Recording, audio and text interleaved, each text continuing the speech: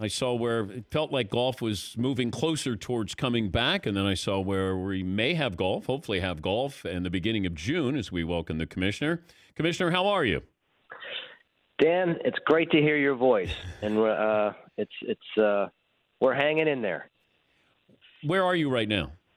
I am at TPC Sawgrass, making this phone call from the Players Championship Media Center. Take me back to the Players Championship, because you played that opening round. What went into that? How much discussion did you have before the Players? We had we had started to. We've got a crisis management team that meets weekly, that had been meeting on this subject over really the 2 prior weeks, and we started to talk about the potential impacts. But candidly, Dan, we were thinking it was further down the road. Okay. And we came into the week. We began our practice rounds, and on Wednesday, the eve, of our first round, I came out of a reception that we were hosting. I looked at my phone, and the NBA had postponed their season, and so we went into a period really of 30 hours where we made the decision, one, to play Friday without fans, and then ultimately decided on Thursday night late that just based on the rapid escalation of this coronavirus, that we needed to cancel for the safety of our players and our fans. What is the game plan now as we target the first week in June at Colonial? The game plan is to continue to spend a lot of time to make certain that we're creating the safest, most responsible environment for our players. We've announced that we're going to play without spectators. We need to refine our testing system, our testing protocols, again, to ensure that safety.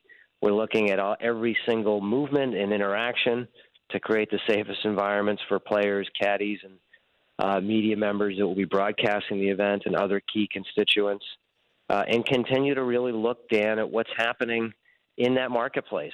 So work with local, city, state officials, make sure that everything that we're doing is validated and supported, and that as we get closer and closer, that we're in position to execute the event. But we recognize that we're also operating in a world of uncertainty. So, looking at all the different scenarios that can play out, and how we're going to respond and handle them. But for us, we felt like, our sport does lend itself very well to social distancing. Mm-hmm. We think this is the right approach to come back. And at the same time, we felt it was important to be able to show our players and our fans what the schedule would be through the end of the year, assuming that we can get the right systems in place. How much conversation have you had with the President of the United States on this? I've actually had conversations during the week of the Players as we were deciding what we were going to do right then and there. And I was fortunate, alongside a number of other leaders in our industry, to be invited to a conference call a couple weekends ago, and then to this committee that he's formed on the reemergence, revitalization of our country, a committee of sports leaders, and it's an honor to be on it. And it's also wonderful, Dan. You cover so many sports, have done so brilliantly over your career. There aren't too many times when our industry comes together to tackle and to problem solve, and that's one of the things that we're doing across leagues, across leadership, and to have the support of our government right now is incredibly helpful. What would change that time frame, June, in Texas? I think just look at what happens on the ground there. So it really depends on where we are, with cases. Well, that event is in Fort Worth in particular, and where we are with the virus in that marketplace, where we are, across the country, where we are with testing. We're going to be reliant on large-scale and rapid response testing, and we feel like we're going to be able to administer a program that will allow us to ensure, to the greatest degree possible, a safe and responsible environment. But we're going to need the support of everybody on the ground in that marketplace, and we're going to need to know that we're comfortable that for those that are on property, that we feel like we've created the safe environment that we intend to. The first thing I thought of was you have an international field. Your stars are all over the world. To get them to be coming back to the United States, I don't know how many of these players are outside of the country, and then to fly back in.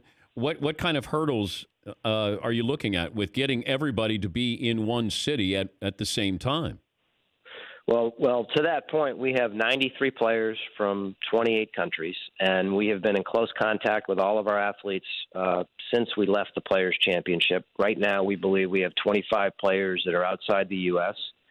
And roughly 35 caddies. So, we're going to have to make certain that we're doing everything we can, everything we can to be of help to them as they seek to come back and continue to monitor travel restrictions, border closures, and other things that will be a consideration for them as they look to return. The beauty is that if we're able to play under this schedule, our players can't play every single week.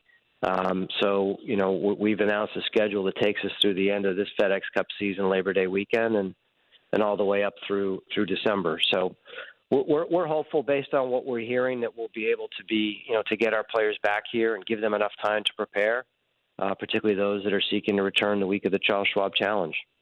I did say to Bubba Watson yesterday, I said, why don't you guys carry your own bags so we don't even have caddies out there? Mm-hmm. What do you think? What did Bubba say? Well, he was okay, but I think he needs help reading putts and things like that. It sounded like.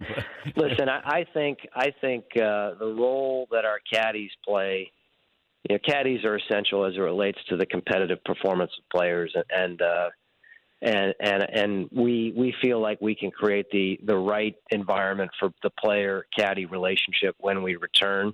But your point is, I think, it really hits on the exercise that we're going through, literally looking at every single movement that a player and a caddy has from the moment that they land, in that, at that airport to the moment that they leave, and really thinking through what are the steps that we can take to create the safest, most responsible environment. You really can't leave anything for chance when you have this amount of uncertainty in front of us.